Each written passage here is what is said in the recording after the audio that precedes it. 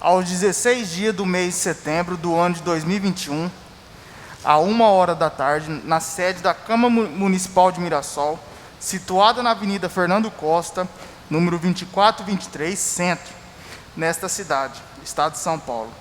Reúne-se esta Comissão Parlamentar de Inquérito, instituída pelo Decreto Legislativo número 223 de 2021, de 24 de junho de 2021, destinada a investigar e apurar indícios de irregularidades na aplicação e gasto das verbas destinadas ao combate da pandemia da Covid-19 no âmbito municipal, bem como toda e qualquer outra suposta irregularidade vinculada ao assunto. A comissão é presidida por mim, vereador Nando Nogueira, membro, capitão Fábio Henrique Cuni, relator, vereador João Paulo Maciel de Araújo, e suplente, a vereadora Aparecida Gonçalves Dias.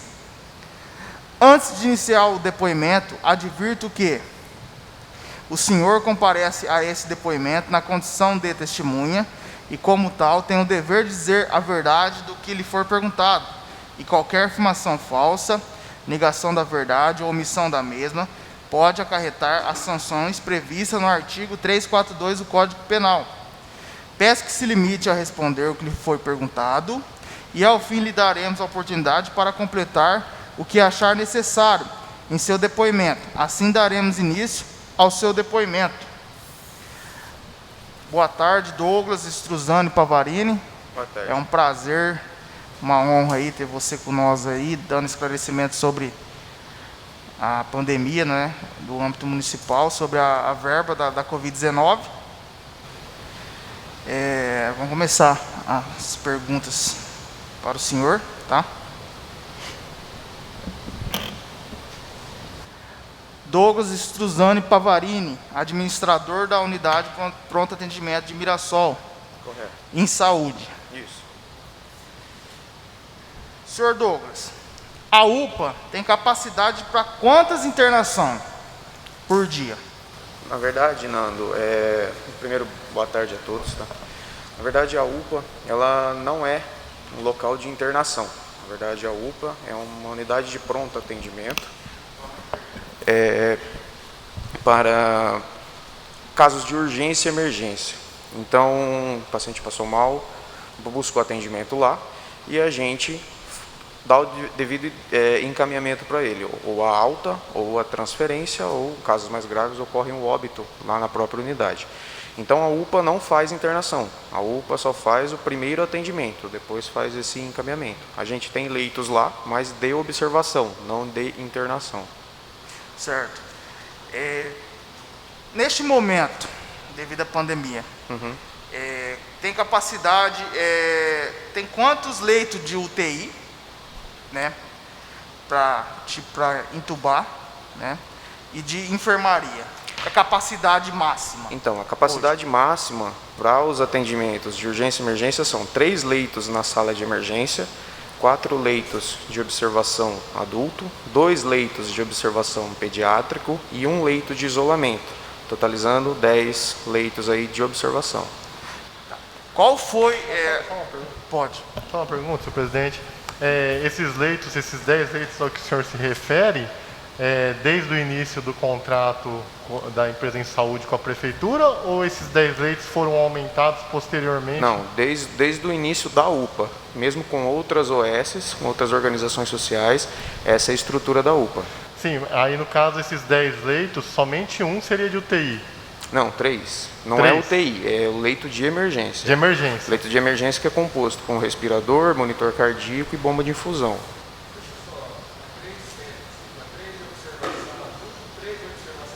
4 observação adulto, 2 observação pediátrica, 1 de isolamento e 3 de emergência.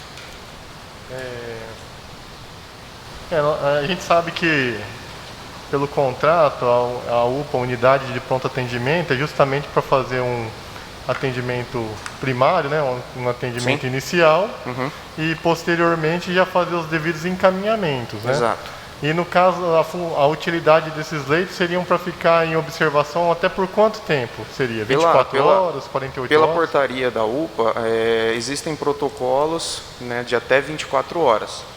Então, ou seja, a partir desse momento, se a unidade não conseguiu resolver, ela deveria encaminhar o paciente. Então, até 24 horas deveria ser essa observação, o período máximo. E quando não é respeitado esse prazo de 24 horas, qual que é a providência? Então, no caso da pandemia, se ultrapassou agora de 25 de fevereiro até agosto, né, em agosto foram os últimos períodos que pacientes ficaram em observação ali com a gente, aguardando uma transferência para o hospital, a gente tenta a transferência, mas enquanto não consegue esse leito, o cuidado acaba sendo responsabilidade nossa. Correto, não vai colocar o eu não paciente posso, na exato, eu rua, não posso, né? Deu 25 horas eu dar alta para ele, eu tenho que aguardar e cuidar dele até sair a vaga em algum hospital. Não, mas o que eu queria, um esclarecimento, é que o protocolo prevê um período de até 24 horas. Isso.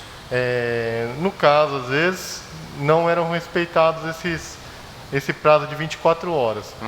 O senhor, como gestor, qual que é o procedimento que o senhor deve adotar? É notificar a prefeitura, notificar... Sim. O primeiro diretor passo de saúde? na questão da pandemia, quando começaram a se ultrapassar essas 24 horas para sair uma transferência para um hospital, o primeiro passo é a gente notificar o gestor. Então foi sinalizado ao Departamento de Saúde que a média ultrapassava-se atualmente 24 horas, que era o período máximo que deveria ficar numa UPA. Porém, não foi por conta de algo ocasionado aqui por Mirassol, mas sim por conta da pandemia e a indisponibilidade de leitos na rede em que a gente é integrado aqui em São José do Rio Preto, Mirassol, para buscar essas vagas. Então foi, realmente, se ultrapassou o prazo em algumas etapas, mas foi por conta da indisponibilidade de leitos.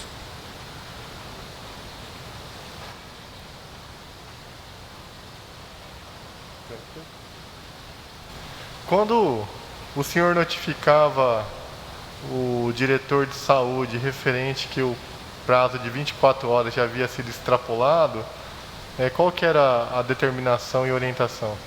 Não, a determinação era dos cuidados que a gente deveria absorver, né? E a orientação era que a gente cuidasse do paciente. Não tinha muito o que ser feito naquele momento. A gente teve 2 momentos na pandemia. O momento de fevereiro de 2020 a fevereiro de 2021, que os pacientes não ficavam em observação com a gente, aguardando um leito por mais de 24 horas. E de fevereiro de 2021 até agosto, julho, que foi quando cessou bem aqui para a gente, esses pacientes ficaram com uma média de permanência um pouco maior que 24 horas. Então, nesse segundo momento, a gente sinalizou à gestão atual que os pacientes estavam ficando aqui e que essa demanda, sim, essa demanda estava reprimida ali conosco. Porém, a indisponibilidade dos leitos nos hospitais do Brasil todo foi o que fez com que esses pacientes ficassem mais tempo. Não só na UPA aqui de Mirassol, mas como em todas as UPAs do Brasil. E acabaram sofrendo o mesmo que a gente passou. Só mais uma, senhor presidente. O sistema CROSS, né, que ficou conhecido, Isso. que era tipo uma espécie de grande fila até a liberação de um leito, correto? Correto. Esse contato, essa inserção de um paciente que estava na UPA nesse sistema CROSS, era feito pelo senhor ou era feito pelo Departamento de Saúde? Não, era feito pelo médico da nossa unidade. O médico que atendia o paciente fazia inserção dele quando havia necessidade de uma transferência. Quando era um caso leve, você não inseria, tratava ele ali, dava os devidos encaminhamentos e alta para casa. Precisou de um leito, um médico nosso que inseria, porque são inseridas muitas informações técnicas realmente do caso do paciente. Tá certo. Senhor Douglas, a UPA superlotou, né? Qual foi a superlotação, números máximo que teve nessa pandemia? A gente chegou a 24 pacientes aguardando transferências ao mesmo momento. Certo. E o senhor, como administrador da UPA, as mortes que teve devido à Covid, o senhor pode me falar se foi devido à falta de estrutura aqui no município, as mortes no município? por Certo. falta de estrutura, por não ter um hospital digno para a população? Nando, eu não tenho como te afirmar ou negar essa informação, né? Houveram mortes em hospitais também. Então, assim, é uma pergunta um pouco difícil para eu te confirmar se realmente foram por falta de estrutura ou não. Enquanto os pacientes ficaram na UPA, a gente ofereceu todo o tratamento que dispunha da nossa estrutura, oxigenoterapia, medicamento, até para os pacientes mais graves, a intubação com sedativos, não faltou medicamento, não faltou material, não faltou nada para a gente. Então, assim, para mim é um pouco difícil eu precisar isso daí para vocês, até porque não é uma ciência exata. Morreu por falta disso ou morreu por falta daquilo. Lá conosco, ninguém faleceu por falta de qualquer coisa que estivesse ao nosso alcance. Na sua opinião, um hospital de campanha teria que ser feito? Bom, aí não sei como é que isso é feito a nível de gestão, o antigo prefeito, o atual prefeito, se eles teriam recursos, mão de obra, medicamento e tudo mais. Porque a gente passou por escassez de mão de obra, a gente não tinha mão de obra disponível na época, até para contratar e aumentar nosso quadro. Então, também eu acho que não compete a mim julgar isso daí, ou avaliar isso daí, ou opinar até disso daí. Porque enquanto a UPA a gente conseguiu atender os pacientes, né, por mais que ultrapassou todos os limites que a gente previa, ninguém se preparava, ninguém estava esperando um boom desse aí, mas eu creio que aí os melhores que possam responder isso aí são os gestores, porque dependem de coisas que fogem da gente. O que dependeria da UPA seria mais oferta de leitos na região, realmente, porque foge um pouco da premissa da UPA o paciente ficar lá por mais de 24 horas. Mas aí não posso avaliar e opinar se deveria ou não aqui em Mirassol, porque questão de receita, contratação, aí seria com a atual gestão. Porque se tivesse hospital, não superlotava a UPA, desafogava. Sim, iria para outro lugar. Isso, ou um hospital aqui, ou em qualquer outro lugar. Se o HB tivesse aberto mais leitos, esses pacientes não ficariam conosco. Certo, porque eu acredito, né, eu não sei qual que é a sua opinião, deveria ter feito hospital de campanha já na gestão passada, quando veio a verba maior, o repasse para a Covid-19. Certo. É o que eu falei, na gestão passada, né, de fevereiro de 2020, foi logo lá no início do ano 2020, quando chegou o primeiro paciente lá para nós, até dia 25 de fevereiro de 2021, a gente não ficava com pacientes aguardando transferências. Tinha vagas. As vagas saíam de maneira rápida, e da forma que a gente regula todo e qualquer paciente hoje na UPA, que é via SAMU. O SAMU, na central de regulação do SAMU, busca a vaga em algum hospital da região, 95% é para o HB, e é transferido. A partir de 25 de fevereiro, entrou a normativa aqui para nós, que todo paciente respiratório, Covid ou não, pneumonia, um DPOC, deveria ser transferido via sistema CROSS. E aí foi quando as vagas começaram a demorar mais um pouco para sair. Então a gente ficou um pouco aí de mãos atadas, dependendo desse sistema, que é um sistema do Estado, e a gente não tem qualquer autonomia. A gente não consegue nem ver qual que era a posição do paciente numa possível fila. A gente só entrava, colocava as informações dele, atualizava o quadro e ficava aguardando uma vaga sair. Sim. A UPA, o Poder Executivo, o prefeito, o diretor da saúde, junto à UPA, conseguiria fazer mais repartições para a UPA, para poder não superlotar o jeito que foi, que igual você disse, teve 24 pessoas, né? Uhum. Então eu tive presente lá, eu vi, estava tudo junto, na área no quarto de observação. Área respiratória, né? Isso. Daria para o executivo ter feito repartições para... Hoje a estrutura da UPA ela é toda em alvenaria, então se você precisasse aumentar alguma coisa, é o período de uma obra comum. Que além de ser uma obra comum, existem ainda, você precisa fazer a tubulação de rede de oxigênio, então não é algo simples e rápido de ser feito. Então por isso que a gente aproveitou a estrutura que a gente tinha, separou, de tal lugar em diante era só respiratório, só Covid, de tal lugar em diante era demanda espontânea, o que chegava pela porta porque os atendimentos usuais e convencionais não pararam. Certo. Senhor Douglas, você teve apoio dos diretores da saúde? Você tem alguma crítica para fazer? Não. Eu tive apoio dos dois, críticas eu não tenho. De da ambos. gestão passada Isso. e da atual. A gestão passada com o senhor Bitar, total apoio, abertura diariamente com eles e posição dos casos, a gente passava tudo e, consequentemente, era repassado para o André. Na atual gestão, onde a situação ficou um pouco mais crítica lá para a gente, total apoio do Frank em tudo que fosse necessário e do Dr. Edson. Tanto é que, com esse aumento, né, dos casos e dos períodos de observação lá conosco, consequentemente a gente acabou se gastando mais, porque mudou o perfil da UPA. A gente passou a segurar pacientes lá por mais do período que é previsto em contrato, em plano de trabalho. E as despesas além foram apresentadas para a prefeitura, foi tudo pago, então eu não tenho do que me queixar deles não. Eles deram um apoio para a gente e a gente fez o que foi possível aí pelo município.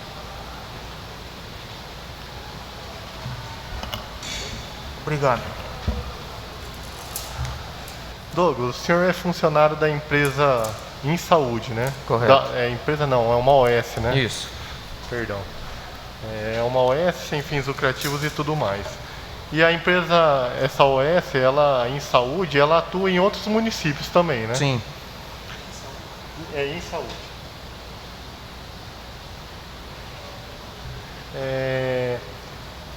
E acredito que deva ter uma administração e uma gestão muito boa por parte dessa OS em todos os municípios, de uma forma geral. Sim. Em alguma oportunidade, o senhor chegou a consultar a OS justamente para propor ou oferecer para a prefeitura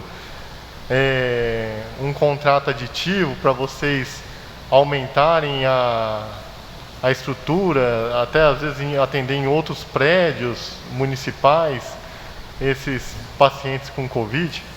Então, hoje o contrato entre a Insaúde e a Prefeitura é justamente ali para a UPA. Isso deveria partir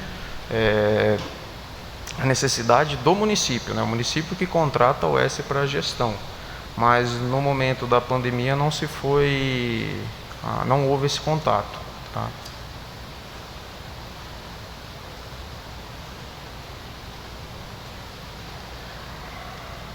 É igual o senhor mencionou, que o período mais crítico chegou a ter 24 pacientes aguardando a transferência. Correto. E como o senhor mencionou, a capacidade era de 10 leitos. Isso. Ficou sobressalente 14 pacientes. E esses pacientes ficaram aonde? Assim, o quarto de observação, vamos falar dessa forma, ele é amplo. Então esses 4 leitos que estão lá, a gente acomodou leito ao lado de leito. Então a gente deu uma organizada dentro desses quartos para caber esses 24 pacientes. Ficaram-se 3 na emergência, uns 10 nesse quarto de observação, dobrou-se a capacidade, e na pediatria a gente aproveitou também. O quarto de observação pediátrica a gente aproveitou e lá ficavam adultos. Então pacientes que necessitavam de atendimento na UPA de observação que não era respiratório, a gente utilizou outras salas mais à frente, ali mais próximo à recepção, que eram salas de inalação, de sutura, então o pessoal ficava ali na frente. Quem era síndrome respiratória, Covid, ficava-se nos quartos de observação e emergência, aguardando aí a vaga.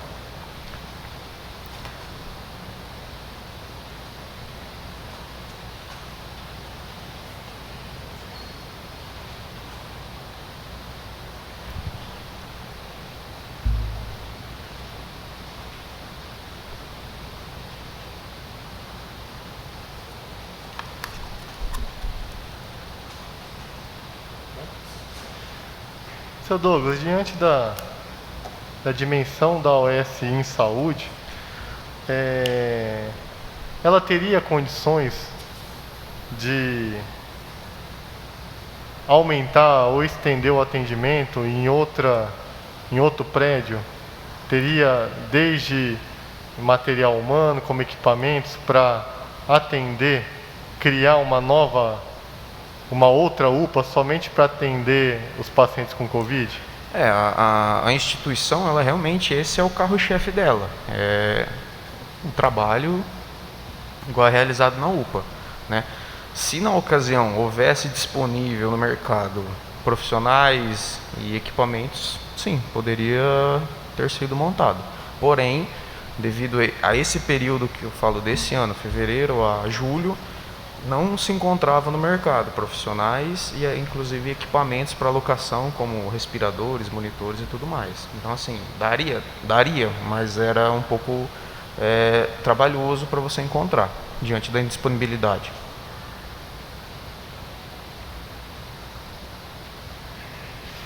Porém, igual o senhor mencionou, a prefeitura que teria que dar o start, né, o Sim, pontapé sim. inicial para que a Insaúde... Para verificar, né, o interesse da empresa e também a questão de quanto isso custaria aos cofres públicos, visto que não é nada muito barato a gente montar isso tudo novamente. A UPA hoje você já tem uma estrutura montada, você já tem equipamentos lá que com ou sem pandemia a gente já tinha. Então é mais fácil do que você começar do zero. É como seria a montagem de um hospital de campanha, né? Só aproveitaria a estrutura de uma OBS. Toda a estrutura, os equipamentos, maca e tudo mais, é adquirido pela OS em saúde ou pelo município? Não, é pelo município. O contrato hoje não prevê investimentos, ele prevê somente o custeio. Então vem o recurso, a gente faz os pagamentos de funcionários, médicos e abastece a unidade. Qualquer equipamento novo, quem faz a aquisição é a própria prefeitura. Equipamento, mobiliário.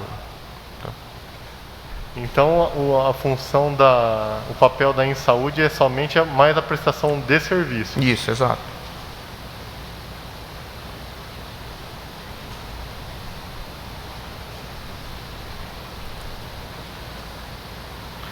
Durante esse período mais crítico aí, houve alguma falta de equipamento no interior da UPA? Não.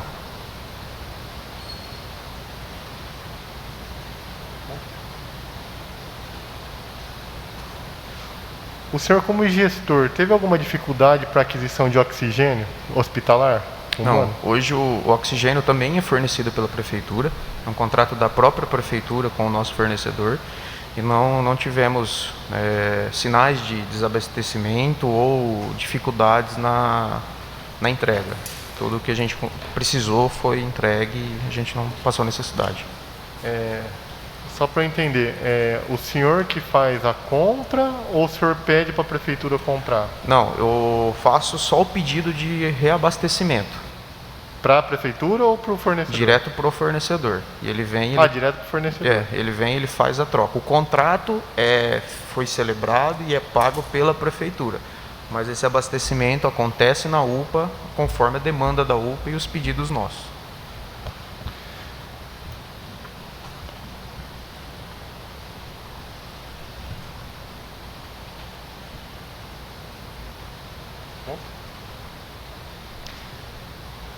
Sr. Douglas, só para deixar bem claro, então em momento algum o senhor teve problema com os fornecedores de oxigênio para abastecer a UPA? Não tive.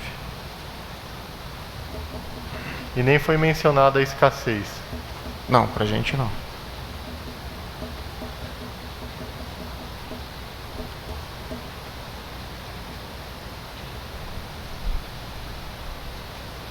Atualmente o valor do contrato entre a prefeitura e a OS em Saúde é aproximadamente 700 mil, correto? 655.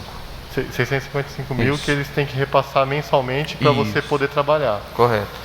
Nesse período crítico aí da pandemia, onde o senhor acabou tendo um gasto maior, o senhor se recorda assim, o valor que aumentou?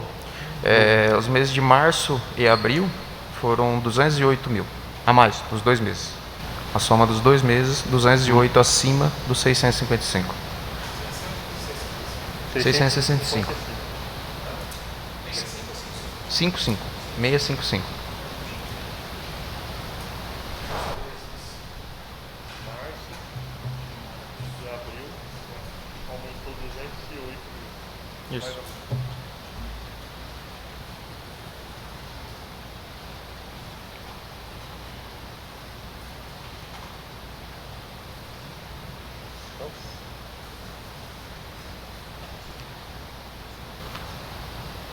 Nos períodos de março e abril foram os períodos de pico, né, da nossa pandemia, assim,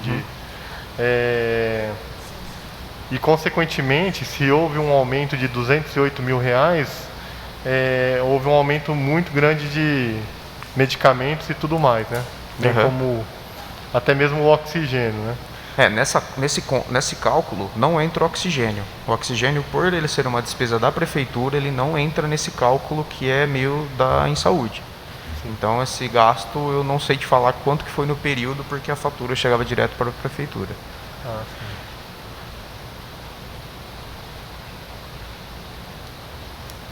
E dentro desses 208 se contemplam os gastos com medicações específicas, materiais e inclusive mão de obra. Tá?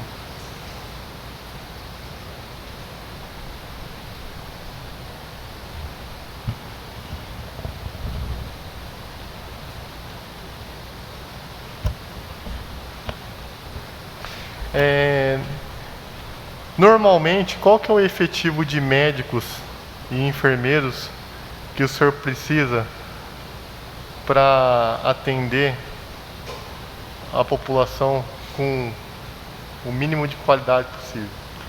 O plano de trabalho hoje ele prevê, são 3 clínicos das 7 às 19 e um pediatra das 7 às 23 horas.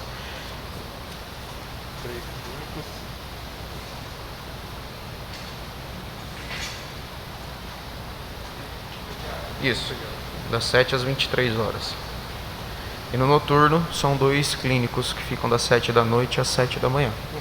2.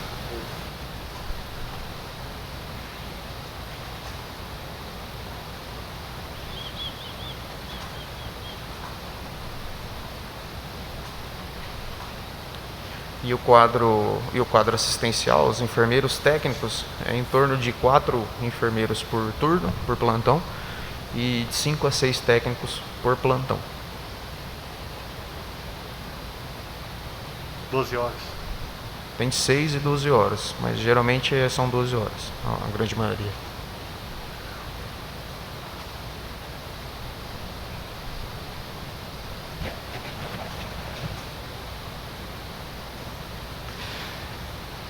Então o senhor teria uma média de 8 profissionais trabalhando diariamente para o funcionamento da UPA. São 4 médicos, mais 4 a 5 enfermeiros, né? Fora o restante do pessoal de apoio, farmácia, recepção, limpeza, controlador de fluxo, até a administração. E durante esse período pandêmico, esses 8 médicos eram suficientes? Foram porque o que a gente fez? A gente separou dos 2 clínicos, né? Questão de pediatria, a gente não tinha atendimento para crianças com Covid. Eram raros os casos que apareciam de crianças com Covid. Então a gente separava um médico exclusivo para atender esses pacientes, aguardando observação, enquanto os outros 2 dos 3 disponíveis ficavam tocando a demanda espontânea da porta, né? Porque os atendimentos ainda continuavam. Tá? Então ficava um exclusivo responsável por esses pacientes aguardando a transferência. Seu Douglas, só uma pergunta mais técnica. Precisava ser algum médico intensivista, alguma coisa, ter alguma especialidade para esse atendimento a pacientes com Covid? Ou poderia ser um pediatra, poderia fazer esse atendimento? Não, o pediatra não fez atendimento. Quem fez atendimento... Não, estou falando com relação à especialidade médica. Qualquer médico poderia atuar diretamente no... Poderia, porque a UPA realmente é para o primeiro atendimento, né? A gente não, de fato, não é uma unidade de internação. Diferente que aí num hospital, em uma UTI, você tem que trabalhar com um intensivista. É que justamente foi um caso esporádico esse número de internações. Então Exato. Vocês deixaram de ser pronto atendimento para acabar virando praticamente uma estrutura de hospital. Porque a gente acabou absorvendo os pacientes e tratando eles ali, né?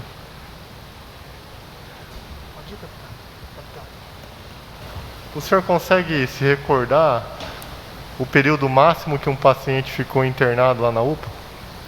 Foi em torno de 20 dias. 20 dias. 20 dias.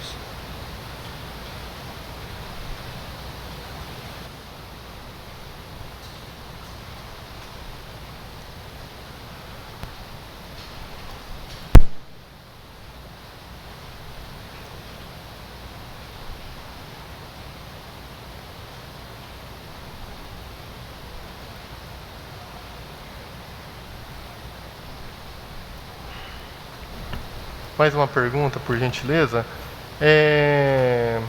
Não sei, eu sei que não compete ao senhor, é mais uma na área médica, mas o senhor sabe se os médicos que trabalham lá na UPA chegaram a prescrever o tratamento precoce, medicamentos para tratamento precoce para os clientes?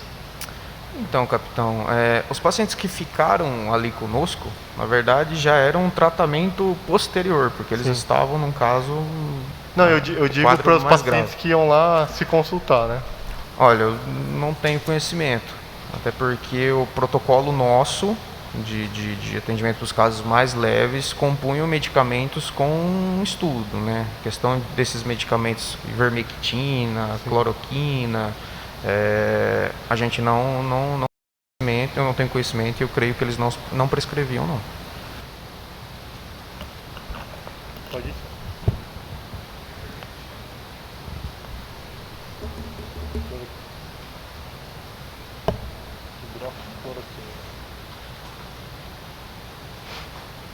É só para entender a sistemática, seu Douglas.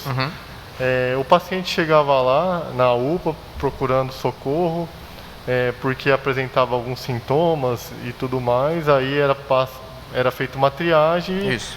E já era feito um atendimento médico, correto? Isso, correto. E aí, no caso, o médico detectava que possivelmente que ele estava com Covid, e aí automaticamente ele já ficava na UPA em observação. Isso, o caso que necessitava de algum tratamento.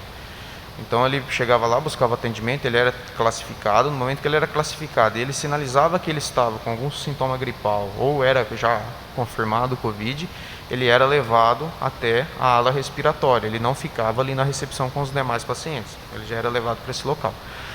Lá, dependendo da situação dele, ele precisando de um suporte de oxigênio, ele já era colocado no oxigênio e inserido automaticamente no CROSS para que esse tratamento dele fosse feito em um hospital. Então, mais ou menos a sistemática, de uma forma mais básica, era assim que ocorria. O principal indicativo de uma internação era a saturação do paciente. Saturando baixo, ele deveria ficar lá conosco, porque ele não tinha como manter uma saturação melhor ou ideal na sua residência.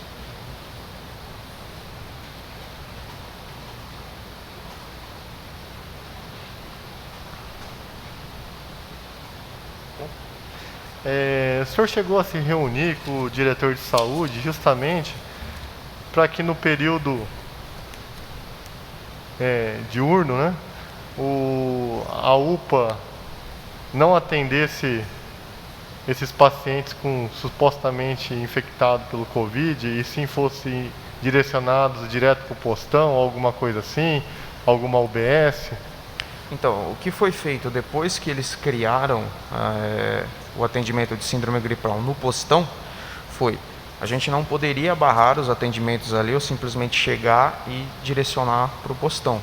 A gente deve prestar o atendimento. Então, o que foi feito? Eles conseguiriam absorver os casos mais leves, que a gente classifica como verde e azul lá na UPA. Quando ok, a gente sinalizava ao paciente que ele poderia ser encaminhado para lá, ele aceitava, havia-se uma ambulância da prefeitura à disposição nossa que levava esse paciente para o atendimento no postão durante o período que o postão funcionava. O paciente que falava, não, eu quero ser atendido na UPA, ok, é seu direito, ele permanecia ali conosco. E após o horário de funcionamento que o postão fechava, eles já permaneciam e eram todos os atendimentos ali. Essa medida pela gestão foi mais para desafogar a UPA realmente dos casos leves e realmente deixar os mais graves um pouco. E ocorria o inverso também, do paciente procurar o postão e ele ser um caso já que precisava de uma suplementação de oxigênio e o postão mandar para a gente. Então tinha a troca aí entre as unidades, mas assim, tudo com o consentimento e somente com a aceitação do paciente. Só uma última.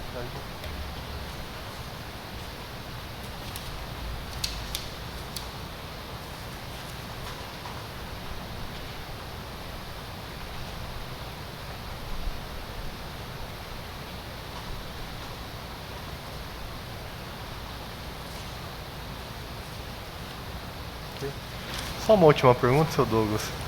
O senhor se recorda quantas vidas foram perdidas, não digo perdidas, faleceram no interior da UPA nesse período? De março Até hoje, né? até agosto foram, No interior da UPA, eu foram digo. 57.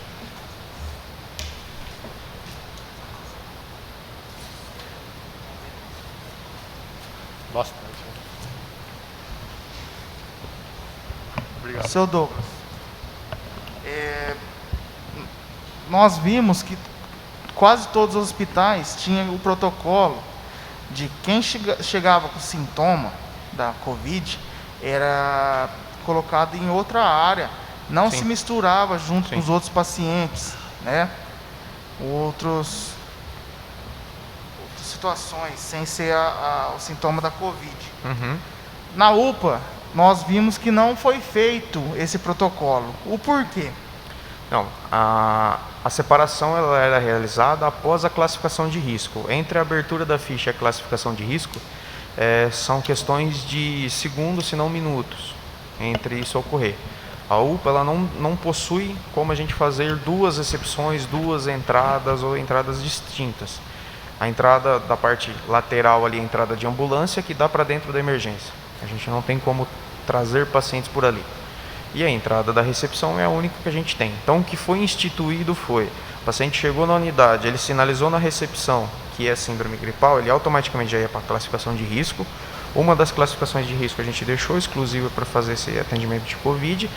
Identificou que era Covid ou respiratório, ele já era automaticamente levado para esses quartos de observação onde haviam pacientes. Ele era um suspeito, a gente deixou o quarto de isolamento separado para quem era suspeito, para realmente não misturar o confirmado com o suspeito, mesmo que síndrome respiratória, mesmo que algo relacionado à Covid.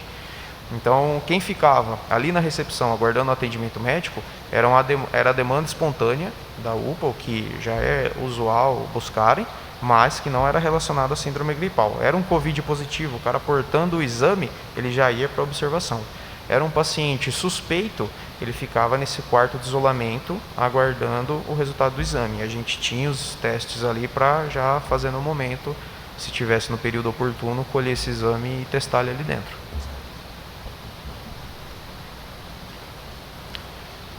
Sobre os 40% dos profissionais, não foi pago, né, nessa insalubridade, né, devido eles estavam em alto risco, né, da Covid. O que você diz sobre o fato de não pagar os 40%? Então, os 40% de insalubridade, eles não estão previstos hoje no atual plano de trabalho e contrato de gestão com a prefeitura, e nem nos nossos documentos de medicina do trabalho. Ou seja, os 20% que é pago hoje está tudo legal, dentro do esperado. Houve falta de equipamento de EPI em algum momento? Não. Para vocês? Não. Certo. Senhor Douglas, só para terminar, tem o registro, né, de entrada e saída dos pacientes, né? Sim. Tudo lá que o advogado vai pedir para a UPA. Seu Douglas, tem mais? Tem mais, capitão? Perguntas? Certo. Não? Tem alguma coisa a declarar? Não, tá tranquilo. Seu Douglas, então a gente agradece, tá? Você ter vindo aí da transparência, né? Imagina. Sobre esse enfrentamento aí que o mundo está passando da pandemia, né? Sim. E como administrador da UPA, a gente agradece toda a disponibilidade de tempo de ter vindo aqui e da transparência. Foi um prazer e honra nossa aí ter recebido o senhor. Não, imagina, a gente está à disposição. Vocês têm o livre acesso lá. Quando tiverem qualquer coisa, é só chamar, só procurar a unidade que a gente está à disposição para prestar Nós que qualquer agradecemos tipo de toda vez, informação. né, capitão? A gente liga pro Douglas ou vai até ele, ele atende a nós, né? E é isso aí. Muito obrigado.